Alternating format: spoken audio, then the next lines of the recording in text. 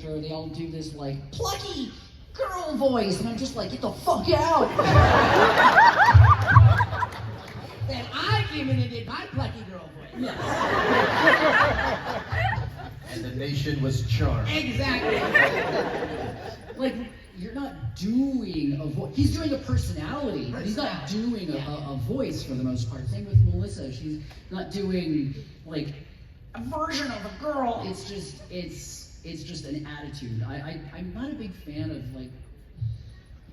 This is a completely different thing, but I hate hearing like men in animation where it's like, I'm a guy. It's like a man, but it's a man doing a man voice. I'm doing a man voice. I'm a man. I'm a burly man. What I do love is when women do man voice. That I love, right? Because that's just funny to me when it's someone just going, talking like this. But I can't stand the gruff doing a voice. Yeah. Richard is... I don't do voices. Well, speaking about Melissa, I want to talk about Gaz, and Gaz is known for deadpan humor. How'd you approach capturing your unique personality? Well, I had that certain kind of stupid, like a level of You stupidness. still do. Stupidness that I did. No, I was talking to someone today. To Sarah, I was telling you a little bit about the callback. I remember my callback for Invader Zim, and I remember walking in. It was like at Terry Berlin's, and I walk in, and it wasn't really in a booth, but it was like a microphone in the middle of a room, like one of their commercial casting rooms. So it didn't have like a booth in it, but they just stuck a mic in the middle of the room. Ricky auditioned in the back of a van. That's what I read on the bathroom stall. And so I walk in, I see Terry Berlin, and then I see this guy sitting on the floor in front of me. This guy, he's like sitting Indian style. You were sitting Indian style, and it was Jonan. Yeah, and you had your I have no memory of yeah, this. I remember it well. And you had your big combat boots on, and your stripy socks, and your hot topic. Are you talking about the Wizard of Oz? No, Jonan.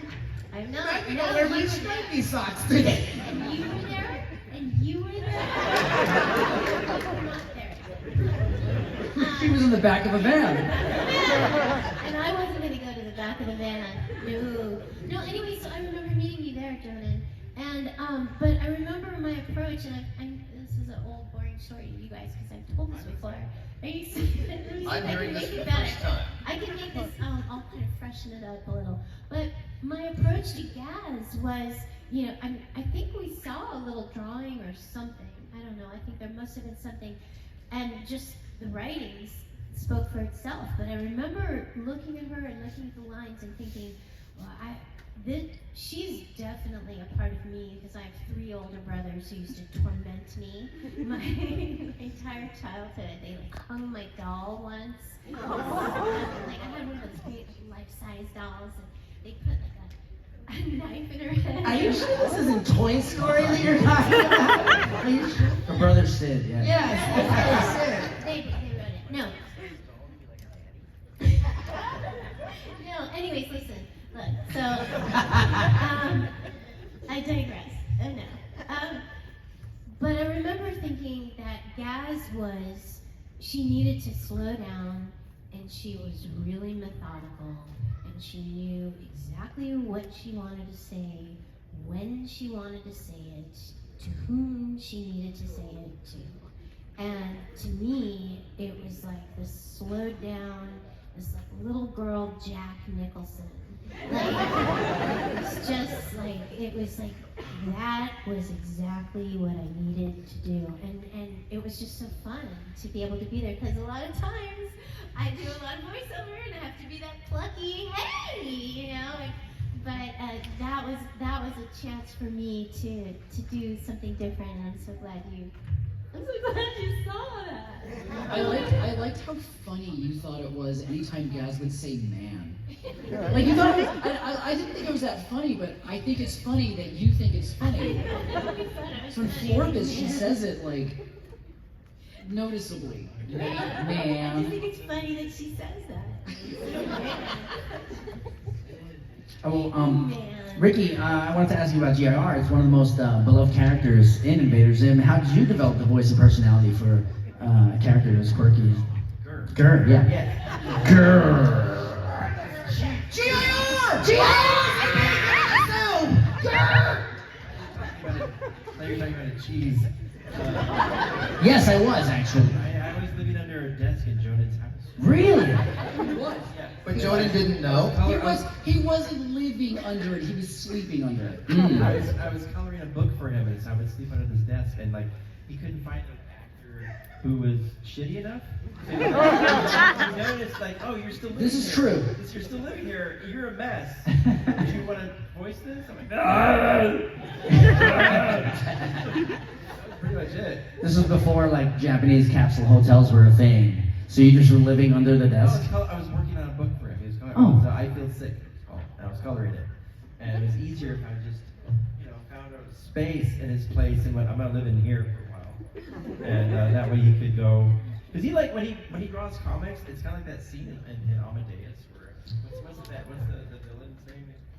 Salieri. Salieri like goes over to his notes like, I will see how he does this. There's no erasers. He's like, like that when he reads comics. It's like it's just. So I would do that. I'd sneak over to your table at night, like, I would see his powers. I'm like, oh shit. I got hurt. Awesome. What was the question? The question was just how you came up with the personality and how you brought the voice to life. Oh, I don't know. This is so informative. I love it.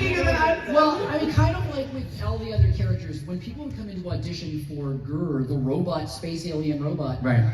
It was like, I am Grr, I am funny, hee hee hee, kids shows, blah blah, good. And, I mean, Ricky just kind of like with everybody, Ricky is kind of just that person. Yeah. I disagree.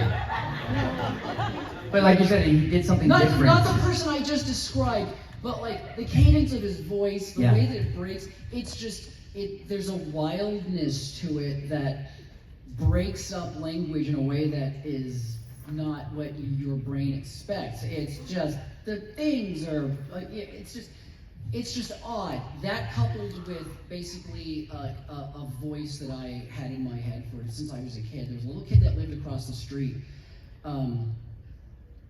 My friends lived across the street, and there was the youngest of them just had this voice and a way of talking where he would just be like, "What you doing over there?"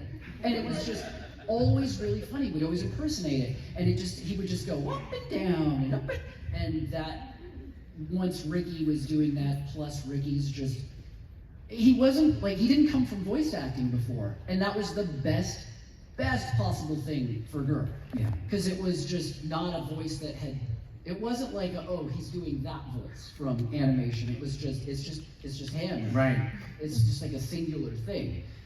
It's his curse. It's his curse, and Ricky is now a professional voice actor, but he still can't do an English accent. So he has a story where they asked him to audition for Alfred the Butler on Batman, and instead he did it as David Lynch from Twin Peaks. Batman, get in here!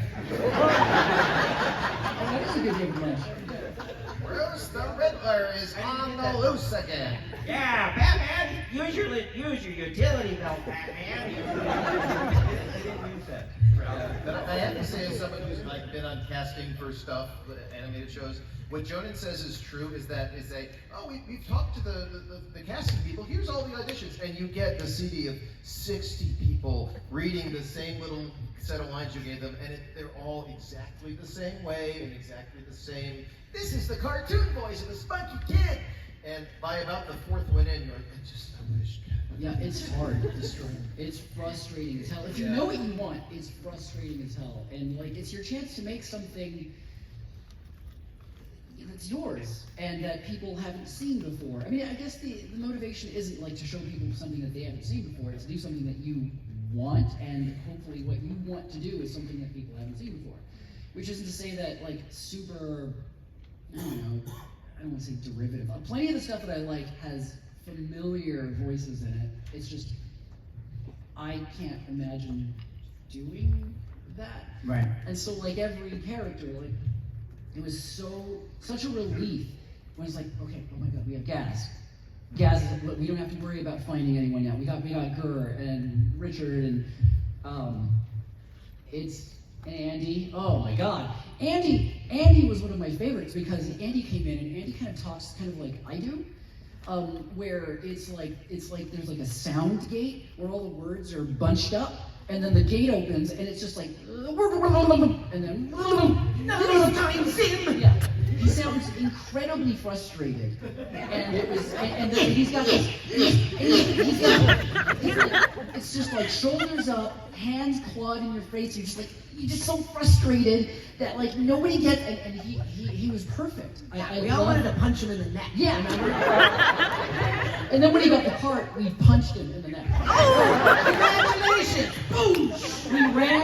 We formed a circle around him, ran at him, and just punched him all at the same time. In every direction. It was a perfect circle. A perfect Except for Ricky, who was still in the van. All right, fans, we can start lining up right now, and I guess my final question would be for all of you, and anyone can take this, but what do you think it is about this show that it still resonates with fans, even still to this day? I don't know. Let's ask them. We've got them. I gotta say, I think, was it Wally Winger the best answer for this that we were asking? Eroticism? Yeah, it was the autoeroticism. And I think the seething, boiling sexual tension underneath every episode.